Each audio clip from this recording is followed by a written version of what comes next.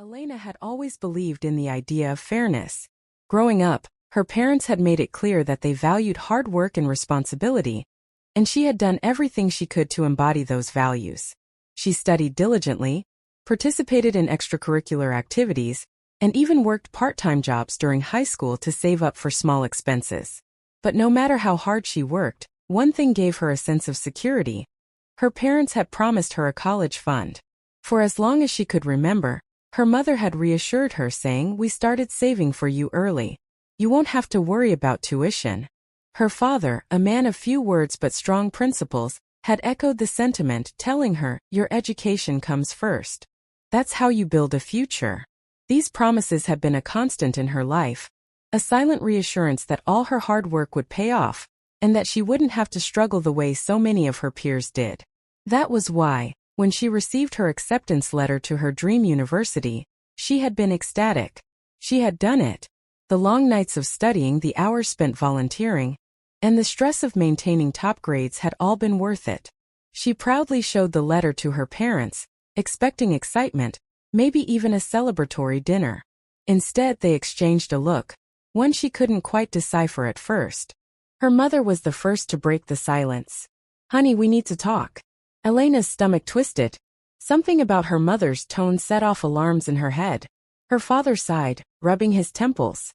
"We've had a change of plans." A change of plans. The phrase sounded so harmless, so neutral. But as they continued speaking, Elena realized just how devastating those words would be. They had used her college fund. Not for an emergency, not for medical bills, not even to keep the family afloat during financial hardship. No. Her parents had drained the account to pay for her older brother Jason's wedding. At first she thought she had misheard them. "What?" she asked, her voice unnervingly calm. Her mother winced. Well, you know how expensive weddings are these days. And Jason and Rachel wanted something special.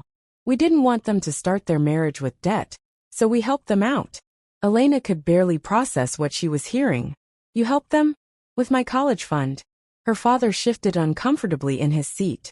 "Elena, college is expensive, but plenty of people take out loans. You'll figure it out." Her chest tightened. "But you promised. You told me I wouldn't have to worry about tuition." Her mother reached for her hand, but Elena pulled away. "Sweetheart, we didn't do this to hurt you. It's just that Jason and Rachel really needed it, and family comes first. You can always take out student loans, but a wedding is once in a lifetime." Elena felt like the room was spinning. Her parents had always told her that education was the most important thing, that it was the key to success. Yet now, they were telling her that an expensive wedding, flowers, a catered venue, a designer dress, mattered more than the future they had promised her. She stood up so fast her chair scraped against the floor. "So let me get this straight. You took the money meant for my education and spent it on Jason's wedding because family comes first?" Her father's expression hardened. "Watch your tone, young lady." Elena let out a bitter laugh. "Are you serious? You lied to me. You made me believe I had a future set up, and now I have nothing. How could you do this to me?" Her mother looked genuinely distressed, but Elena couldn't find it in herself to care. "We thought we'd be able to replenish it before you started, but things didn't work out that way. We're so sorry, honey." Elena clenched her fists. "Sorry. That doesn't change anything. That doesn't pay for tuition. That doesn't fix this mess." Her father, clearly growing impatient, leaned forward. "Elena, you're not a child anymore. You're old enough to take responsibility for your own future. Jason is starting a family. He needed this." "I needed it," she shot back. "But I guess that never mattered, right?" Her parents exchanged another look, the same one they had shared earlier. It dawned on Elena then, this wasn't something they had just decided. They had been keeping it from her for months, maybe longer. Her mother tried to soften the blow. "Sweetheart, we'll help you where we can. Maybe you can go to community college for a couple of years and transfer later. It'll be cheaper." Elena felt like screaming. "That's not the point. You didn't even tell me. You just took it like it was nothing. Do you even understand what you've done?" Her father's patience snapped. "Enough, Elena. We did what we thought was best for the family. You need to accept that." She looked between them, feeling a profound sense of betrayal settle deep in her bones. It wasn't just about the money. It was the fact that they hadn't told her. The fact that they had prioritized Jason's wedding, a party, over her future. The fact that they expected her to just accept it and move on. Elena didn't even remember leaving the room. She only remembered the hollow feeling in her chest, the way the walls of her home, once filled with warmth and security, suddenly felt foreign. For days, she barely spoke to her parents. She couldn't look at Jason either. He and Rachel had their perfect wedding, their perfect honeymoon, their perfect start to a life together, all at her expense. And he didn't seem to care. When she finally confronted him, he had the audacity to say, "Come on, Em. You'll be fine. You're smart, you'll figure it out." That was the moment she knew she was on her own. Her parents had made their choice and now she had to make hers. There would be no tuition paid for, no financial cushion to fall back on. If she wanted an education, she would have to fight for it herself. And she would. But she would never forget this betrayal. And one day they would regret it. The first few months after Elena's world was turned upside down were the hardest of her life. She had spent years believing that college would be a smooth transition, that her hard work had secured her place in a good university with her tuition covered. Now, she was thrown into a reality she had never prepared for. One where she had no financial safety net, no real plan, and no idea how she would make it on her own. At first, she did the only thing she could think of. She applied for loans. But even that turned into a nightmare. Without her parents' financial support or co-signing, she was limited in what she could take out. The numbers were staggering. Tens of thousands of dollars just to get through a single year, with interest rates that would keep her drowning in debt for decades. The weight of it was suffocating. She tried to talk to her parents one last time, hoping they would understand the mess they had left her in. She wasn't asking for the money back. She knew that was gone. But maybe they could at least co-sign a loan or help her with living expenses. Her mother sighed when she brought it up. "Elena, we told you, we can't help you with college right now. Things are tight after the wedding." Her father had been even colder. "You need to be independent. We did what we thought was best for the family. It's time you figure things out for yourself." That was the moment she realized there was no point in trying anymore. She wasn't their priority. They had made that clear. So she made a decision. If they weren't going to help her, she was going to do this alone. Elena declined her university offer, something that broke her heart more than she could express, and instead enrolled in community college. It wasn't what she had planned, but it was affordable and it was something. She could take general education courses while figuring out her next steps. To pay for it, she took on 2 jobs. During the day, she worked at a local bookstore, shelving novels and ringing up customers who barely noticed her. At night, she worked at a diner, waiting tables for people who left meager tips and treated her like she was invisible. It was exhausting. She barely had time to study, let alone have a social life. Meanwhile, Jason and Rachel were living in the glow of their perfect married life. Their wedding had been everything they wanted: elegant, extravagant, expensive. They posted pictures of their tropical honeymoon, their new apartment filled with expensive furniture, the gifts they had received. Every post was a reminder of what Elena had lost. Worse, her parents continued to support them. When Jason and Rachel struggled with their rent one month, her parents stepped in to help. When they wanted to buy a new car, her parents offered to contribute. And yet, when Elena was struggling to afford textbooks, she was told, "You need to be responsible for yourself." The resentment grew.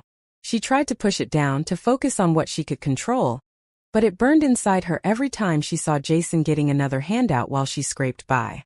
But something changed in Elena over time. The bitterness, the anger, it fueled her. She was exhausted, yes, but she was learning something important. She didn't need them. She was figuring it out on her own. She worked harder than ever. She studied in between shifts, sometimes on her lunch breaks, sometimes in the quiet corners of the bookstore when the manager wasn't looking. She saved every extra dollar she could, skipping meals when necessary, refusing to spend money on anything she didn't absolutely need. And slowly things started to change. She started networking with professors and classmates who saw her determination. One of her professors recommended her for an internship at a local financial firm. Not paid, but it was experience, and she took it without hesitation. She spent her evenings studying business, finance, anything that would give her an edge. After 2 years, she transferred to a state university, using scholarships she had fought tooth and nail for. It still wasn't easy. She continued working long hours, still barely scraping by, but she was doing it. And unlike Jason, who had been handed everything, she knew the value of every dollar she earned. Her relationship with her parents became distant. She stopped calling as often, stopped trying to mend what was broken. They noticed, but they never truly acknowledged why. Her mother would occasionally send messages, "We haven't heard from you in a while. Are you okay?" But it was always surface level, never an apology, never a real recognition of what they had done. Jason, of course, didn't care. If anything, he seemed to think she was being dramatic. "You're still upset about that?" he had asked her once at a family gathering. "You're fine, aren't you? You figured it out." Elena had simply smiled and nodded. Because yes, she was fine. But not because of them. Because of herself. By the time she graduated, she had already secured a job at a financial firm. One that paid well enough for her to finally breathe. She moved into a small apartment, nothing fancy, but it was hers, paid for with her own hard-earned money. She no longer needed her parents. She no longer wanted their approval. And yet, a small part of her still wanted them to see what they had done. To understand how deeply they had failed her. She knew she couldn't force that realization. Not yet. But one day she knew. Her success would be the thing that made them regret their choices. Years had passed since Elena had been forced to carve out her own path. The struggle, the exhaustion, the long nights of working while her peers partied, it had all paid off. She had built a life for herself, a life she was proud of. At 28, she was financially secure, living in a modern apartment in the city, and working as a financial analyst for a prestigious firm. Her bank account was healthy, her credit score was excellent, and for the first time in years, she felt truly free. Her parents, on the other hand, were not doing as well. Elena hadn't been actively keeping tabs on them, but news always had a way of reaching her. Jason and Rachel, the golden couple her parents had sacrificed so much for, were struggling. They had made reckless financial decisions, spending beyond their means, and now, years later, they were feeling the consequences. Jason had started a business with little planning and no real strategy. An investment her parents had eagerly supported, but it had failed within 2 years, leaving them drowning in debt. Rachel had quit her job when she had their first child, and without her income, they had relied on credit cards and loans to maintain the lavish lifestyle they had grown accustomed to. They had a mortgage they could barely afford, 2 cars that came with steep monthly payments, and a mountain of bills they were barely keeping up with. And their safety net, Elena's parents, was also stretched thin. Her father had been forced into early retirement due to health issues, and without his full salary, money was tight. Her mother, who had always been a stay-at-home mom, had no real savings of her own. They had spent years financially supporting Jason, believing he would eventually make it big, but that day had never come. Elena learned all of this through bits and pieces, overheard conversations at family gatherings, social media posts complaining about financial stress, and the occasional vague messages from her mother. At first, she felt nothing but quiet satisfaction. This was the life they had chosen. They had taken the money meant for her education and funneled it into a wedding. They had handed Jason every opportunity while telling her to figure it out on her own. Now, the same people who had dismissed her struggles were drowning, while she was thriving. She knew deep down that the moment would come when they would ask her for help. And it did. Started subtly, almost cautiously. Her mother called one evening, a rare occurrence, since they barely spoke beyond the occasional text. Elena almost let it go to voicemail but decided, out of curiosity, to pick up. "Elena, sweetheart," her mother said, her voice overly warm, as if trying to ease into something. Elena leaned back in her chair, already sensing where this was going. Mom." They exchanged small talk. How was work? Was she seeing anyone? Had she been eating well? But Elena could tell her mother wasn't calling just to chat. And then, as expected, she hesitated before sighing. "Elena, your father and I, well, things have been a little difficult lately." Elena said nothing, waiting for her to continue. "We've had some unexpected expenses," her mother went on. "And with your father's retirement, money isn't what it used to be. We were wondering if you might be able to help out a little." There it was. Elena let the words sink in. A few years ago, this conversation would have filled her with sadness, maybe even guilt. She would have felt obligated to help, desperate for their approval. Now she felt nothing. She kept her tone neutral. Help how? Her mother hesitated again, as if she hadn't expected Elena to ask for specifics. Well, your father's medical bills are piling up, and things are just tight with the house. Even a small loan, just until we get back on our feet, would make a difference. A small loan. The irony wasn't lost on her. Like the one I asked for when I was 18? Elena said, her voice sharp but controlled. There was silence on the other end. Elena, that was a long time ago, her mother finally said, her tone suddenly defensive. Not to me, Elena replied. When I needed help, you told me to figure it out. You said I needed to be responsible for myself. I took that advice to heart. Her mother let out a shaky breath. That was different. We did what we thought was best for the family. Elena let out a bitter laugh. No, you did what was best for Jason. Elena. Tell me something, Elena interrupted, her voice colder now. Did you ever ask Jason for help before coming to me? More silence. That was all the answer she needed. They had turned to her because they knew Jason had nothing to offer. The same son they had supported endlessly. The same one they had prioritized over her. He had failed them. And now, when they needed someone stable, someone successful, someone who had figured it out, they were looking to her. Elena took a deep breath, steadying herself. She could have gloated. She could have rubbed it in. But she didn't need to. I can't help you, she said simply. Her mother sounded genuinely stunned. What do you mean? Exactly what I said. I can't help you. I have my own responsibilities, my own future to think about. I worked hard for everything I have. And I'm not going to risk it for people who didn't think twice about leaving me to struggle. Her mother's voice broke. Elena, we're your parents. And I was your daughter, Elena said quietly. That didn't seem to mean much when I was the one who needed you. Her mother started to say something else, but Elena had already made up her mind. I hope you figure it out, she said, echoing the same words they had thrown at her all those years ago. And then, without waiting for a response, she hung up. She stared at her phone for a long moment, waiting for the guilt to set in. Never did. Because for the first time in her life, she had done exactly what they had always told her to do. She had put herself first. Elena expected backlash after her conversation with her mother, and she was right. The silence didn't last long. A few days later, she received a text from Jason. Jason, Mom told me what you said. What the hell is wrong with you? She stared at the message, debating whether to respond. She had spent years carrying the weight of their choices, fighting to build a life that they had never supported. And now, when they finally faced the consequences of their decisions, they had the audacity to act like she was the villain? She took a deep breath, typed a short reply and hit send. Elena, what's wrong with me? I think the better question is, what's wrong with you? Jason's response was immediate. Jason, there are parents, Elena. You don't just turn your back on family. She laughed bitterly, shaking her head. Elena. Oh, now family matters? Where was that energy when they drained my college fund for your wedding? This time Jason didn't respond as quickly. Minutes passed.